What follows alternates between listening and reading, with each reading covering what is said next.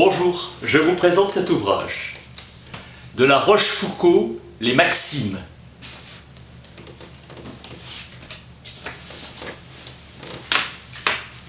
Présenté par Jacques Truchet.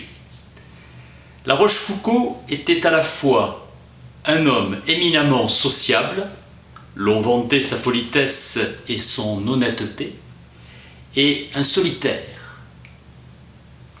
Relations et retraite vécues avec une égale intensité.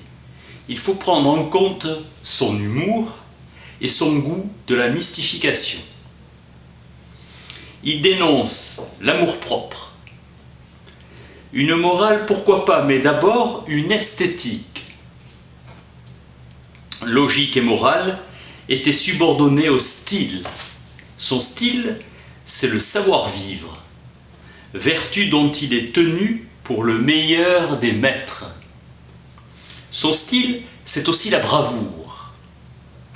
De l'héroïsme, il parle en ancien combattant, en connaisseur qui a beaucoup vu mourir et a lui-même souvent risqué sa vie.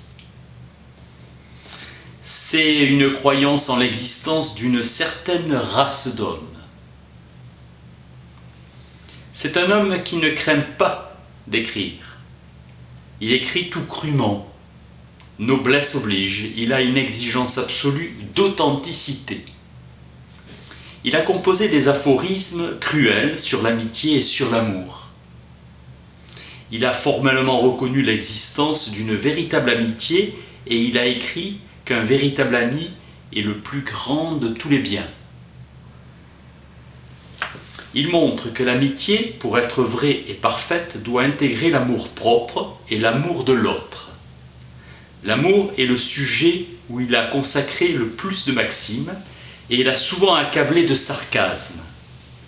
Il se faisait une idée si haute de l'amour, du véritable amour, une essence dont la perfection ne saurait tolérer aucune altération. Il combat les faux-semblants. À travers les maximes s'impose la présence d'une grande âme, d'un magnanime ou d'un généreux. Réflexion morale. Nos vertus ne sont le plus souvent que des vices déguisés. On n'est jamais si heureux ni si malheureux qu'on s'imagine. Tout le monde se plaint de sa mémoire et personne ne se plaint de son jugement. L'esprit est toujours dupe du cœur. Il y a des héros en mal, comme en bien. La vertu n'irait pas si loin si la vanité ne lui tenait compagnie. C'est une grande habileté que de savoir cacher son habileté. Pour être un grand homme, il faut savoir profiter de toute sa fortune. La confiance que l'on a en soi fait naître la plus grande partie de celle qu'on a aux autres. L'humilité est l'autel sur lequel Dieu veut qu'on lui offre des sacrifices. La Rochefoucauld, Maxime. Merci.